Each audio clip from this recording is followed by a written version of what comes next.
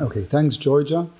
So I'll be speaking about a proposal which I was going to say starts with a clean sheet of paper, but it's not a completely clean sheet of paper, as I'll explain as we go along. So this proposal is called the Residual Profit Allocation by Income, RPA-I, and it's a proposal I've been working on with a number of colleagues whose names are listed here, who form the part of the Oxford International Tax Group.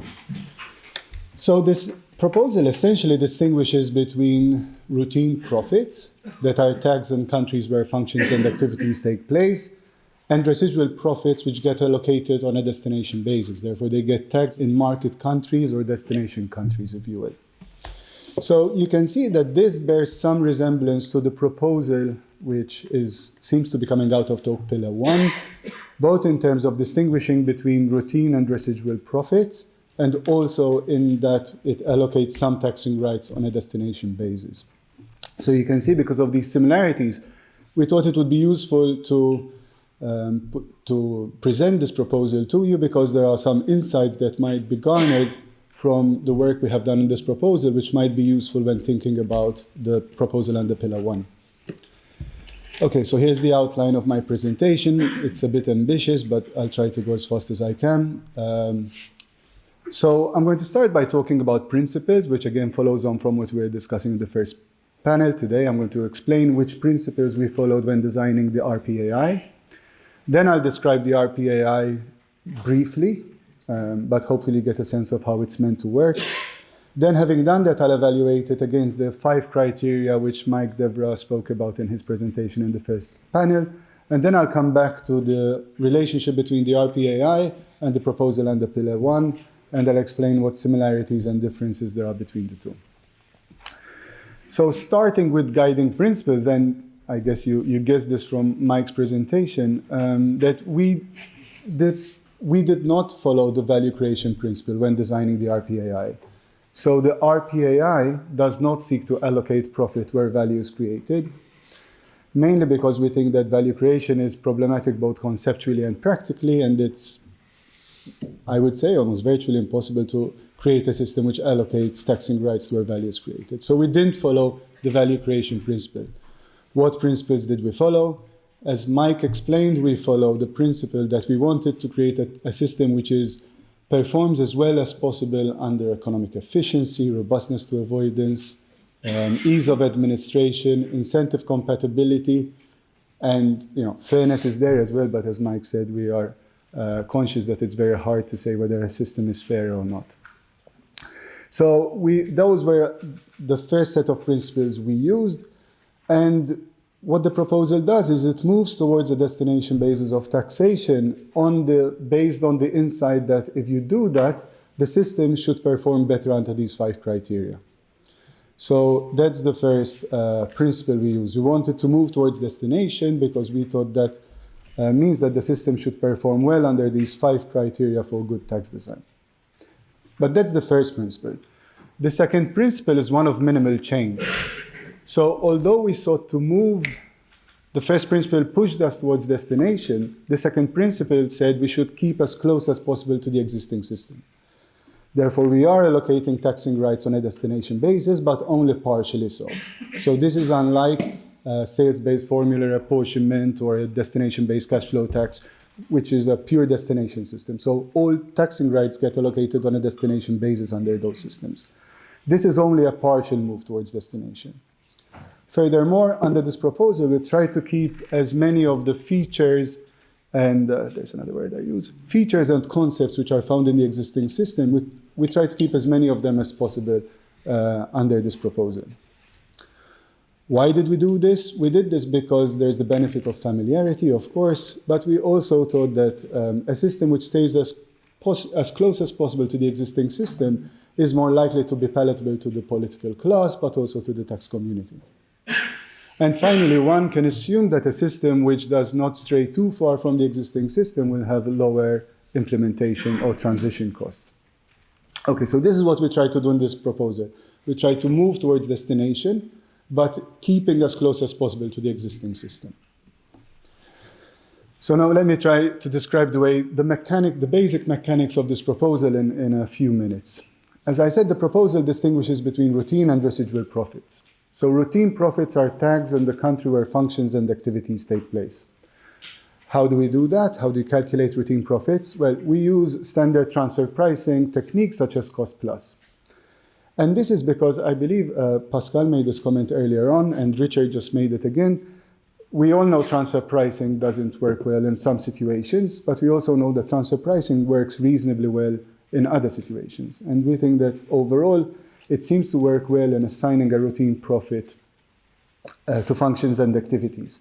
Therefore, one way of seeing this proposal is that it says, let's keep transfer pricing rules where they work well, and let's think of something else where they don't work well. So this is how we get to a routine profit here. Functions and activities, a routine profits get assigned to the location where the functions and activities are, and the country gets to tax it.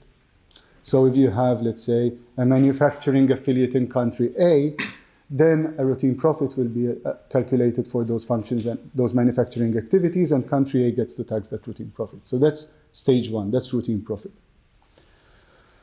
Residual profit then gets taxed on a destination basis. Now, how do we calculate the tax base in the destination country, what the residual is? We do it in 2 steps. So let's follow this example. So you have manufacturing in country A, and the goods produced are sold in country B. So what's the tax base in country B? We start with sales to third parties, and then we need to make two types of deductions. First, we're going to deduct allocable costs. Allocable costs are costs which can be allocated to a particular good or service being sold. So they are things such as cost of goods sold or local sales and marketing. Therefore, in the first step, we deduct allocable costs from sales to third parties. And also, apart from the costs, you also deduct the routine profit allocated to the functions and activities which generated that cost. Okay, so going back to our example, if you have a manufacturing affiliate in country A that gets allocated a routine profit, when we get to country B, then you have sales less the costs incurred in country A, plus the routine profit allocated to country A. Therefore, the allocable costs get deducted in the destination country, whether or not those costs are incurred in that country or in another country. So in our example, whether they're incurred in country A or country B. So that's the first step. We deduct allocable costs from sales to third parties. The second step is we deduct a share of non-allocable costs. And non-allocable costs are costs such as general sales and marketing costs, R&D, interest, and general and administrative costs. So these are costs which cannot be allocated to specific goods, to the specific goods and services being sold. So we go through these 2 steps. First, we deduct allocable costs. Then we deduct a share of non-allocable costs, perhaps determined on the basis of in proportion to income in that country. And that gives us the result of a tax base which is equal to the residual profit in the country of destination. I know this is a bit quick to digest the way the system works, but hopefully it gives you a basic flavor of how it works. 2 final points on how the system works. Firstly, we do this on a product by product or product line basis. And secondly, the destination country gets to tax the residual even if there is no PE or subsidiary in the destination country. So even if you have a remote sale. Okay, now that we've spoken about the guiding principles and described the mechanics of the proposal, we can evaluate it according to against the 5 criteria which Mike set out in his presentation. And we'll start with economic efficiency. So is the RPA-I, does it cause fewer distortions than the existing system? We think it does, because the RPA-I should reduce distortions to location decisions. Why? Because companies would have a lower incentive to move functions and activities, therefore real activities, to low tax jurisdictions, because they will only be taxed on a routine profit in those jurisdictions. Okay, so those location decisions should be distorted less than they are under the existing system. That said, corporation tax under the RPA-I would still distort other decisions. It would still distort investment decisions because you would effectively still be taxing normal returns, and would also distort financing decisions because you're still treating debt and equity asymmetrically. But as I said, you could fix those, but we did not do that in this proposal because we tried to keep, following our second principle, we tried to keep as close as possible to the existing system. So those distortions exist under the current system, they would exist under the RPA-I. Secondly, fairness. Can we say that the existing system, the RPA-I would be fairer than the existing system? As Mike explained, that's a really hard question to answer, especially if you think about fairness as fairness amongst individuals. There's lots of uncertainty about the incidence, the economic incidence of the tax under the existing system. There is also uncertainty about it under the RPA-I, so it's actually a very hard question to answer. But if we think of fairness as fairness among countries, I think there are two arguments as to why one might think that the RPA-I is fairer than the existing system. So firstly, under the RPA-I, countries which do not have any, where there are no functions and activities and no sales, would not be allocated any taxing rights. So to the extent that countries where nothing really takes place get allocated taxing rights under the existing system, the RPA-I seems to be fairer on those grounds, on that ground. Secondly, under the RPA-I, all countries involved in the generation of the profit get to tax part of that profit, including the market countries. And that, at least for some people, means that the system is fairer than the existing system where the market country doesn't get any taxing rights. Robustness to avoidance. We believe that the RPA-I should be more robust to avoidance than the existing system. Why? Basically because the RPA-I should significantly reduce the hardest problems which arise under transfer pricing. It should also address debt shifting and profit shifting strategies that rely on locating IP in low tax jurisdictions. Of course, this doesn't mean that the RPA-I is completely robust to profit shifting. There are some very clear profit shifting strategies that could be used against the RPA-I. One of them, which Itai has written about, is you could route sales to an independent third-party distributor located in a low-tax jurisdiction. We're conscious of that, so one would need to think carefully how to counter such profit-shifting opportunities. But overall, we think that the RPA-I still seems to be more robust to avoidance than the existing system. Ease of administration. Again, we think the RPA-I offers an improvement over the existing system, partly because you should get rid of a good chunk of the 600 pages of transfer pricing guidelines, which Richard spoke about. So you would get rid of the hardest transfer pricing cases. You would also be able to get rid of some complex tax legislation that we currently have in place because we're patching up the existing system. And also, following on from the point which Mike made earlier today, the RPA-I would be a system which is coherent and principled throughout. So hopefully a system which is more coherent and principled should be easier to administer than one that moves in different directions. Again, this doesn't mean that there are no administrative issues, there are no implementation issues. Under the RPA-I, you'd need to collect tax from remote sales. That's clearly challenging. And there are also challenges about the type of information which the destination country would need to calculate the residual. So there are administrative issues, but again, overall, we think that the RPA-I offers an improvement over the existing system. And finally, Mike called this incentive compatibility. I used an older term that we were using in our group, which was stability. We think that the RPA-I should be more stable than the existing system. Why? Because as I explained, under the RPA-I, the benefit of moving functions and activities to low tax jurisdictions should be reduced. And also opportunities for shifting profits to low tax jurisdictions should be reduced.